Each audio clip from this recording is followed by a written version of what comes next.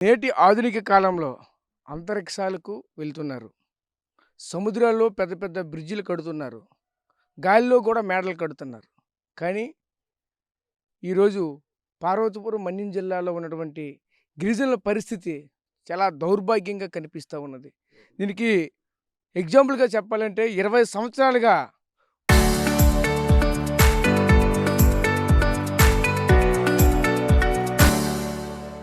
3,50,00,000 విలువకు చేసినటువంటి ఒక బ్రిడ్జిని ఇంతవరకు నిర్మించలేదంటే ఎవరు కూడా నమ్మశక్యం లేనటువంటి ఇక్కడ నిజాలైతే కనిపిస్తూ ఉన్నాయి.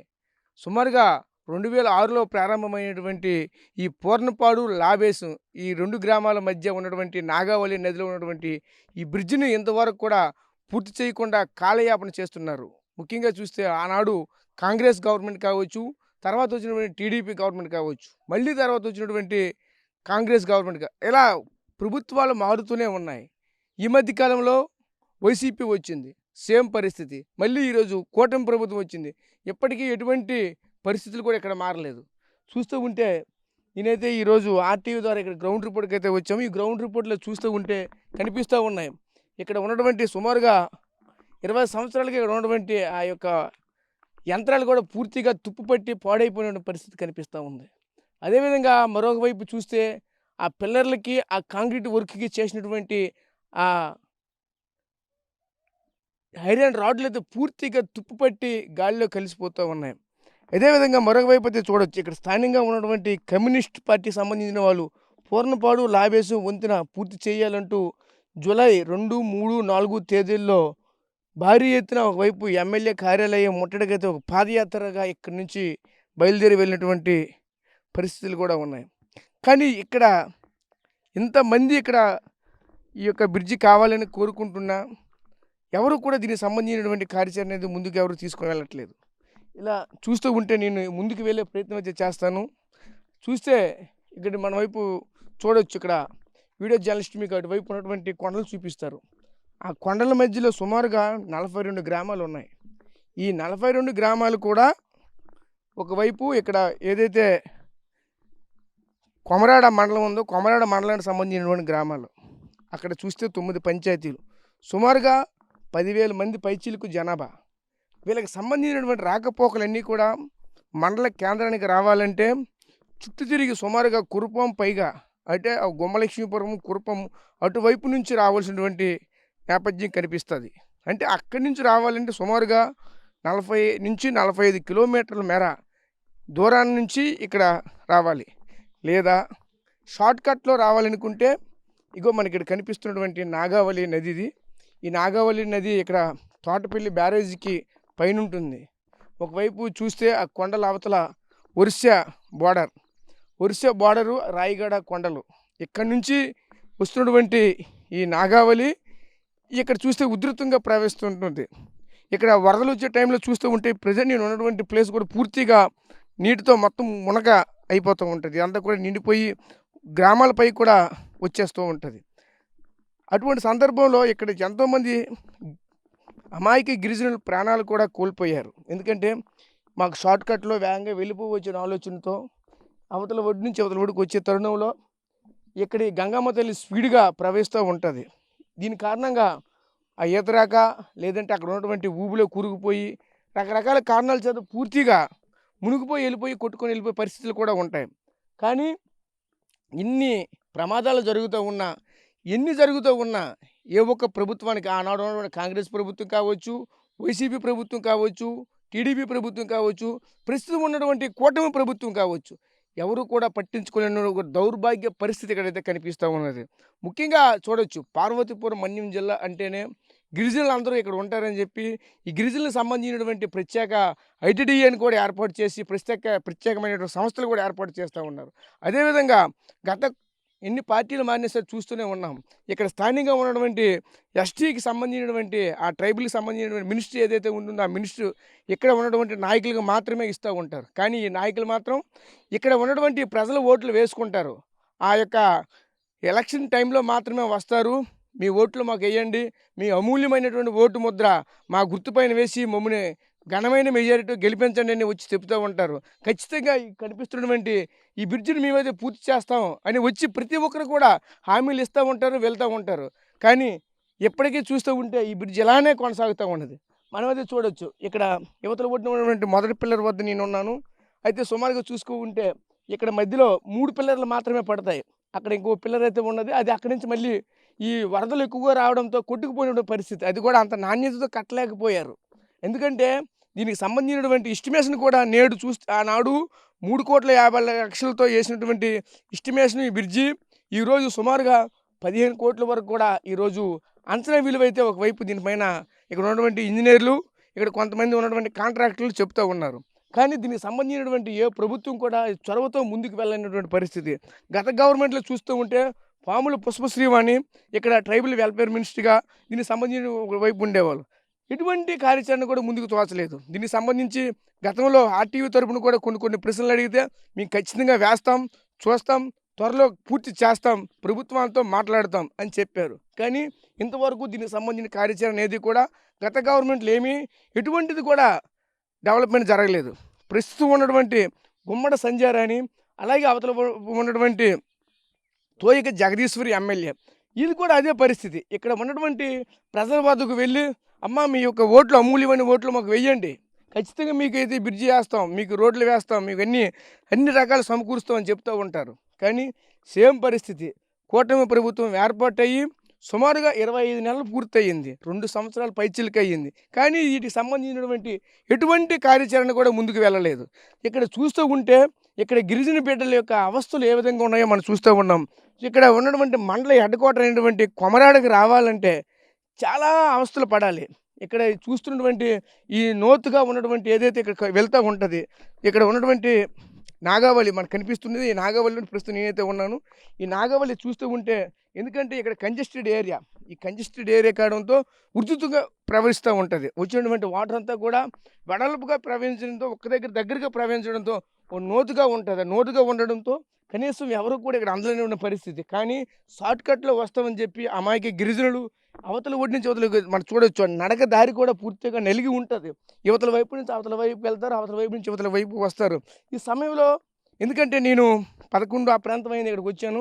ఈ సమయంలో ఎందుకంటే పనులకు వెళ్ళేవాళ్ళు, ఏదో వ్యాపారాలకు వెళ్ళేవాళ్ళు, ఏదంటే వాళ్ళ పర్సనల్ పనుల మీద ఒక దగ్గర వెళ్ళేవాళ్ళు, ఈ టైంలో వచ్చేవాళ్ళు పోయేవాళ్ళు తక్కువగా ఉంటారు.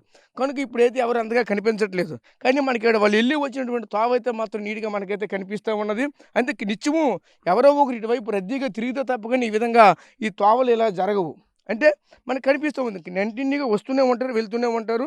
కానీ కొంతమంది ఇక్కడ వచ్చేటప్పుడు కొంతమంది అమాయక ప్రజలు వాళ్ళ ప్రాణాలని గుప్పిట్లో పెట్టుకుని ఈ నాగావళి దాటవలసినటువంటి అవసరం అయితే ఉంటుంది. కానీ ఇక్కడ ఉన్నటువంటి స్థానికులకి, ఇక్కడ ఉన్నటువంటి ప్రజాప్రతినిధులకి కనీసం ఇటువంటి కష్టాలు ఏవి పట్టడం లేదు. సుమారుగా చూసుకుంటే అవతల 10,000 మంది పైచీలకు ఉన్నటువంటి ఆ గ్రామాలకు సంబంధించినటువంటి మినిమం కనీస మౌలిక వసతులు ఈరోజు కల్పించడంలో కూటమి ప్రభుత్వం కావచ్చు, ఈరోజు ఏదైనా సరే రాష్ట్రంలో ఉన్న ప్రభుత్వాలు పూర్తిగా విఫలమయ్యాయనే చెప్పాలి. ముఖ్యంగా చూస్తూ ఉంటే గత కొన్నాళ్ళుగా ఈ యొక్క బ్రిడ్జి వేయమని స్థానికంగా ఉన్నటువంటి కమ్యూనిస్టు పార్టీలు పలుమార్లు ప్రభుత్వానికి విన్నవించుకుంటున్న ఈ సమస్యలు లేవనెత్తున్న కనీసం పట్టించుకోవట్లేదు. ఏంటండి ఇంత దారుణం?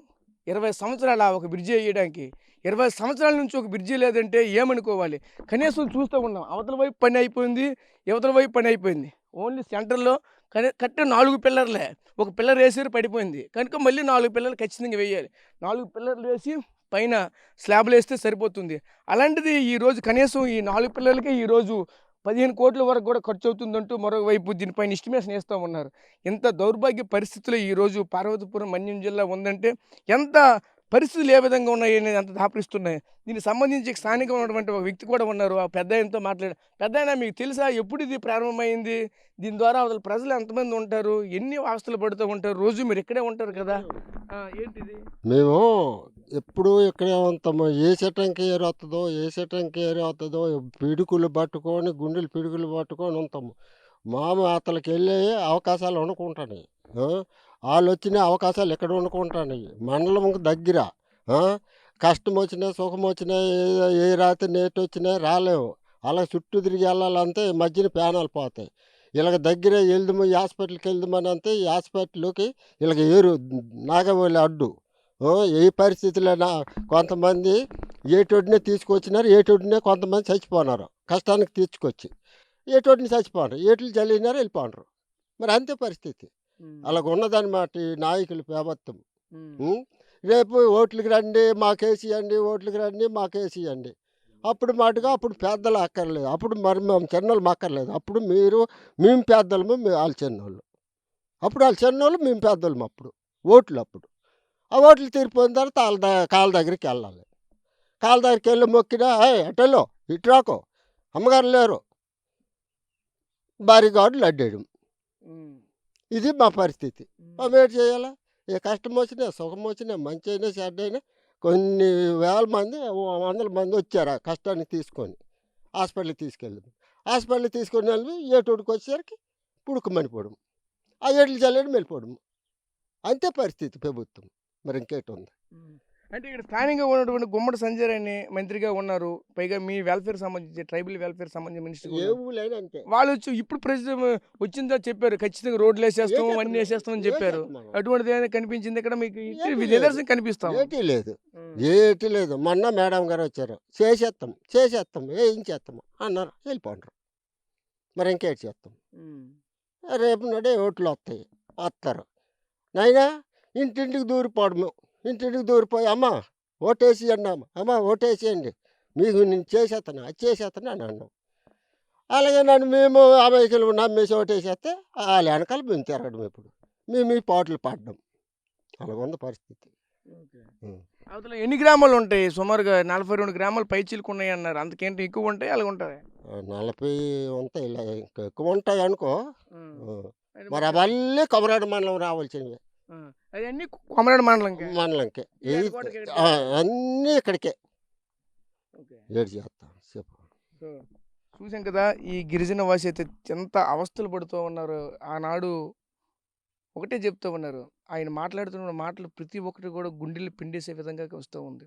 ఎలక్షన్ టైంలో వచ్చేసరికి ఎంత పెద్ద నాయకుడైనా సరే మా చిన్నింట్లోకి వస్తారు మా చిన్నింట్లోకి వచ్చి ఈరోజు మా దగ్గర చేయిలు చాలుస్తారు ఓట్లు వేయండి మహాప్రభు అని అడుగుతారు అయిపోయిన తర్వాత అసలు ఎవరు మమ్మల్ని పట్టించుకోరంటూ కూడా ఈరోజు ప్రభుత్వాలను ప్రశ్నిస్తున్నారు కానీ ఇక్కడ ఉన్నటువంటి స్థానికంగా ఉన్నటువంటి నాయకులు ఎందుకు ఇటువంటి సమస్యల్ని పట్టించుకోవటం లేదు చూస్తే 20 సంవత్సరాలుగా ఈ యొక్క కళ 2 దశాబ్దాలుగా ఈ కళ ఈ గిరిజనుల కళగానే మిగిలిపోతూ ఉన్నది కనీసం 3,50,00,000 విలువ ఎంత ఈరోజు పోనీ చెప్తూ ఉన్నారు 15 కోట్ల వరకు ఈరోజు వ్యయం అవుతుంది ఖర్చు అవుతుందని చెప్తూ ఉన్నారు 15 కోట్లు అయితే మాత్రం ఎంత ఎక్కడైనా సరే ఒక సీఎం ప్రోగ్రాం పెడితే అక్కడ పెడతా ఉన్నారు ఖర్చు ఏదైనా సరే ఒక పిఎం వస్తున్నాడంటే అక్కడ పెడుతున్నారు ఖర్చు ఒక సెంట్రల్ మినిస్టర్ వస్తున్నాడంటే అక్కడ పెడుతున్నారు ఖర్చు ఇలాంటి దగ్గర ఖర్చు పెడితే ఆ ప్రాంత వాసులంతా కూడా ఎంతగా సమృద్ధిగా ఎంత రాకపోకలు జరుపుతారు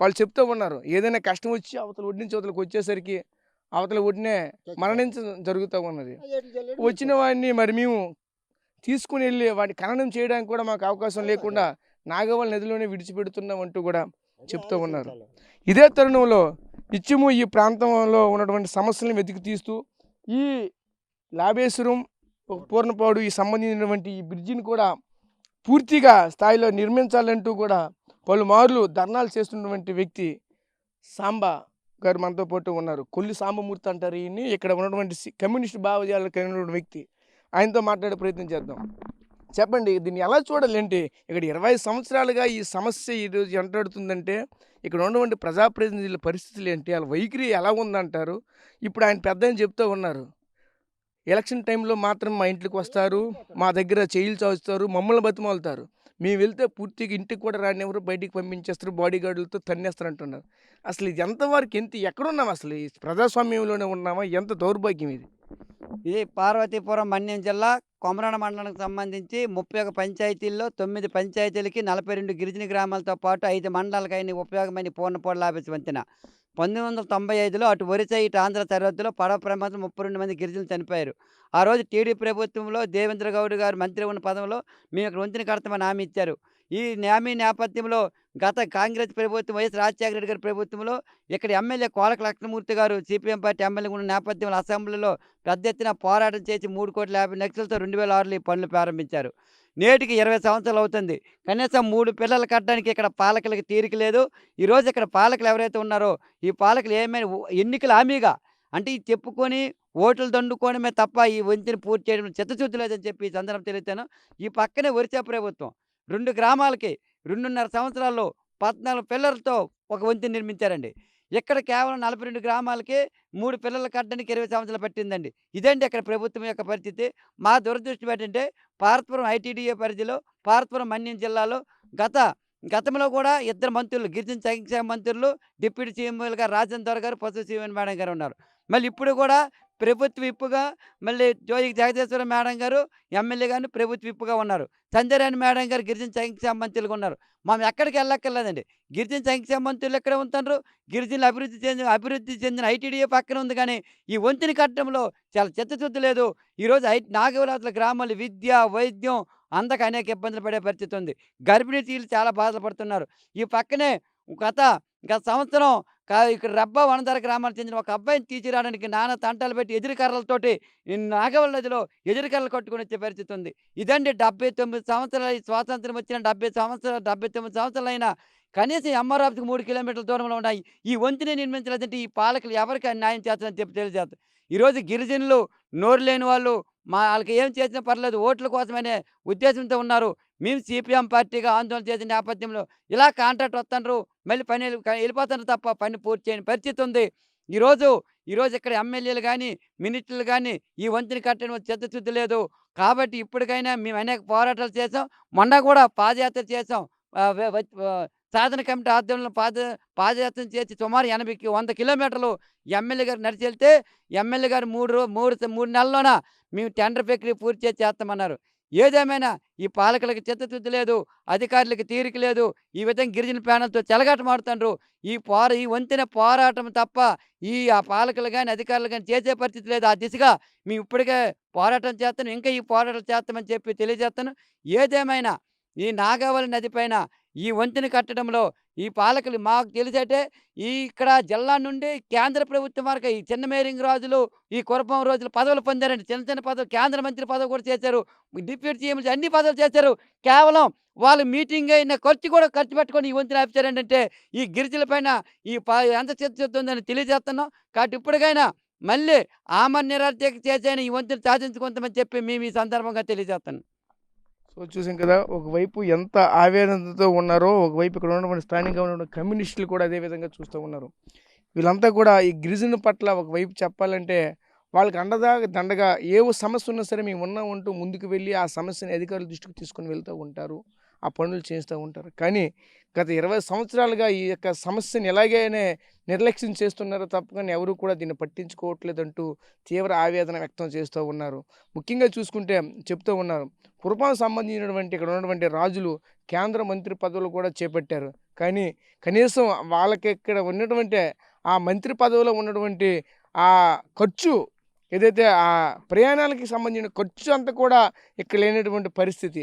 కనీసం ఆ ఖర్చు పెట్టినట్టు అమౌంట్ కూడా ఈరోజు ఈ ప్రజల కోసం ఇక్కడ ఖర్చు పెట్టకుండా కనీసం వాళ్ళకి రాకపోకలన్నీ కూడా తీవ్ర అంతరాయం కలిగే విధంగా ఈరోజు ఇటువంటి దౌర్భాగ్య పరిస్థితి ఈరోజు పూర్ణపాడు లాబేసం సంబంధించినటువంటి నాగావళి నది వంతెన ఈ నిర్మాణం అనేది చేపట్టకపోవడంతో ఈ స్థానికంగా ఉన్నటువంటి ప్రజలంతా కూడా తీవ్ర ఇబ్బందులు ఇక్కట్లు ఎదుర్కొంటున్నారు. ఎంతోమంది గర్భిణీ స్త్రీలు మరణించారు. ఆ హాస్పిటల్ తీసుకెళ్లే తరుణంలోనే ఇక్కడే ప్రాణాలు కూడా కోల్పోయినటువంటి పరిస్థితులు అయితే మాత్రం ఉన్నాయి. ముఖ్యంగా చూసుకుంటే ఈ కొమరాడ మండలానికి సంబంధించినటువంటి ఈ 42 గ్రామాలు, ఈ 9 పంచాయతీలు కూడా ఈ గ్రామానికి ఖచ్చితంగా రావాలి. పక్కనే ఉన్నటువంటి 3 కిలోమీటర్లు, నేను అక్కడి నుంచే వచ్చాను. చూస్తే ఈ 3 కిలోమీటర్ల దూరంలోనే ఇక్కడికి చూస్తూ ఉంటే 3 కిలోమీటర్ల దూరంకి ఇవతల 10 కిలోమీటర్ల దూరంకి డిఫరెన్స్ ఉంటుంది. ఈ 10 కిలోమీటర్ల దూరం వస్తే ఖచ్చితంగా మండల హెడ్ క్వార్టర్ చేరుకోగలరు. కానీ చుట్టు తిరిగి కురుపం మీదుగా వచ్చారంటే 60 కిలోమీటర్ల వరకు కూడా చేపడుతుంది ఆ రోడ్డు ప్రయాణం. అలాంటిది ఇలాగొస్తే కనీసం 10 నిమిషాల్లో రాగలరు. పార్వతీపురానికి కూడా కనీసం 20 నిమిషాల్లో పార్వతీపురం హెడ్ క్వార్టర్ చేరుకుంటారు. ఏదైనా సరే అనారోగ్యం వచ్చిందంటే వెంటనే హెడ్ క్వార్టర్కి 20 నిమిషాలు 30 నిమిషాల్లో ఆ యొక్క పేషెంట్ని సకాలంలో తీసుకుని వెళ్ళి ఆ ప్రాణాలని నిలబెట్టుకునే అవకాశాలు ఉంటాయి. కానీ అవతల వైపు నుంచి పార్వతీపురం రావాలంటే సుమారుగా 2:30 గంటల సమయం అయితే పడుతూ ఉన్నది. 60 కిలోమీటర్లేంటి 2:30 గంటలేంటి అనుకోవచ్చు. కానీ ఆ రోడ్లు అంత దౌర్భాగ్య పరిస్థితుల్లో కూడా ఉంటాయి. ఈరోజు ఇప్పటికైనా సరే కూటమి నాయకులు దీనిపైన చిత్తశుద్ధి చూపించి, స్థానికంగా ఉన్నటువంటి గిరిజన శాఖ మంత్రి కూడా దీనిపైన ప్రత్యేకమైన శ్రద్ధ చూపించి నేటికైనా ఈ బ్రిడ్జిని పూర్తి చేస్తారా? లేదా రానున్న రోజుల్లో ఎలక్షన్‌లో ఖచ్చితంగా ఇక్కడ ఉన్నటువంటి గిరిజనులు మీకు బుద్ధి చెప్పే రోజు వస్తుందంటూ కూడా స్థానికంగా ఉన్నటువంటి ప్రజలు, ఇక్కడ ఉన్నటువంటి సిపిఎం నాయకులు కూడా హెచ్చరికలు జారీ చేస్తూ ఉన్నారు. ఎప్పటికైనా బుద్ధి మార్చుకొని ఈ ప్రాంతంలో అభివృద్ధి దిశగా ముందుకు వెళ్ళాలని ఒకవైపు అయితే కోరుతూ ఉన్నారు. ప్రస్తుతానికైతే ఆర్టీవీ గ్రౌండ్ రిపోర్ట్ ద్వారా ఈ యొక్క విషయాన్ని అయితే వెలికి చూడడానికి మేమైతే చాలా సాహసం చేసాం. అక్కడి నుంచి వచ్చి ఇక్కడి నుంచి నడుచుకొని వచ్చి ఇదంతా కూడా చూస్తూ ఉంటే మాకు కూడా చాలా బాధ అనిపించింది. ఎప్పటికైనా ప్రభుత్వం స్పందించి ఈ బ్రిడ్జిని నిర్మించవలసిందిగా ఒకవైపు అయితే స్థానికులు కోరుకుంటున్నారు. ప్రస్తుతం ఇది ఇక్కడ పూర్ణపాడు లాబేసు వంతెన నిర్మాణం కోసం నాగావళి నది వద్ద నుంచి ఆర్టీవీ ఎక్స్క్లూజివ్గా మీకు వివరిస్తూ ఉంది. కెమెరా పర్సన్ నాడితో రాజేష్, ఆర్టీవీ, పార్వతీపురం మన్యం జిల్లా నుంచి.